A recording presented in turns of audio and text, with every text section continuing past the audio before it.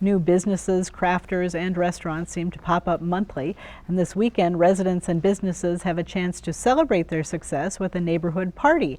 The event is a collaboration and reimagining of a couple of previous events, and here to tell us more is Jody Broadwell, Executive Director of the Lincoln Park Children and Families Collaborative, and Shannon Lang is with Equilibrium 3 and is Lincoln Park Neighborhood Coordinator. And thanks to both of you for being here. Thanks for having us. Appreciate it. Now, Jody, this weekend celebration, it's a combination of an event that your organization used to host along with one that the Duluth Folk School had planned. Talk about how that all came together. So Meet on the Street was originally an event that St. Louis County had started with some SHIP funding, and Josh Gorham used to lead that effort, and it was with Lincoln Park on the Move Coalition, which I was a member of, and that was back in 2014. We had the first event then, and that event was always meant to be taken over by a community organization. The county kind of started it, and then when I came on to the collaborative in 2015, Josh was one of my first board recruits, and he was like, "Hey, Jode, this fits in with our mission. We should, you all should take over this event, or we should take this over." And so we were the lead organizers in 2016, 17, and 18. So this is actually the 6th year of the event, and it's been growing every year. And Shannon, you can probably talk a little bit more about the summer solstice, but once I heard that Shannon and Brian at the Duluth Folk School were planning to do a summer solstice the same weekend as Meet on the Street, I was like, hey, we just got to work together on this. We'll have one big, really amazing event. So what is the summer solstice, Shannon? Well, last year, Brian French from the Duluth Folk School approached me and said, let's have a street event. There are so many things happening down here.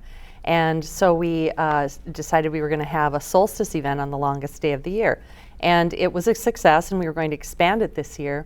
But grandmas changed the date of their their race and to the solstice, and we thought, well, we need to think of a different date, and came up with July 13th, and that's when Jody contacted us, and we thought it was an absolutely perfect opportunity to kind of meld the exciting things that are happening in the business area with the neighborhood residents. Talk to us a little bit about the rebirth of Lincoln Park. I know you're trying to make improvements for families, for children. What's happening in the Lincoln Park neighborhood? Oh, wow, a lot. It seems like every time you turn around, there's another entrepreneur who is really making something happen. And really they get all the credit because they work really hard to make those businesses go.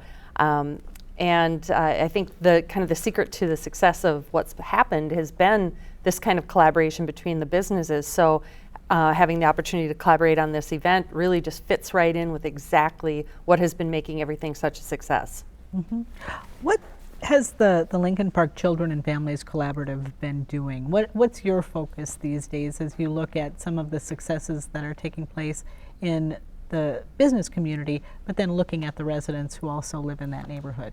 Yeah, so one of our main things that we do is support children and families, and sometimes it's connecting them to resources or maybe opportunities. And one of our biggest projects that we started this year was we opened a family daycare. So where sometimes we try to address different needs in the community too, and one of those needs is childcare shortage. There's an epidemic in Minnesota right now of childcare. So we started a program this year, and that's going along really well. So we also offer parenting classes, and we work with parents to try to support them as much as possible in supporting their kids and building strong, thriving communities. Is there a center through which you work? Well, we do the family daycare right in our space, and we're located in the former Lincoln Park Elementary School, and so we have a space there, and we got it licensed, and we've been open since January. Yeah. Now, historically, the Lincoln Park neighborhood has been a lower income neighborhood in Duluth. Has the investment in the business district, has that kind of started reaching out to help those families with some of the issues that they were facing? Well, that's one of the things that we're trying to do with this event is exactly that, is to start to you know, things have happened so very quickly in the business district. People have hardly had a chance to even take a breath. And so now we're taking a moment to take that breath and start to make those connections between what's happening with the business district and what we would like to see for the neighborhood residents to succeed and do well. It sounds like you're trying to say to other Duluthians, hey, we're a growing part of town. Perhaps we're different than what we've been in the last 10, 15, 20 years. Come see us. Can you talk about that? What kind of a drive do you have to try to get other Duluthians and those who don't even live in the city to visit Lincoln Park? Yeah, the perception of the neighborhood has been a challenge since I stepped into this role. The perception has been really the big deal, and when I've had conversations with residents as well as business owners, the number one challenge they say is the perception of the neighborhood. They always are really key to say perception because they know that the neighbors are good to each other. Sure. and we help each other out. So how do we let other people know about this? And it is the word's getting out, and people are finding out, and they're coming down to find out for themselves. Are residents feeling like they have a voice in what's happening in their neighborhood? Or have they been engaged throughout the process as this whole vision for a new revitalized Lincoln Park has come together? That's a tough question.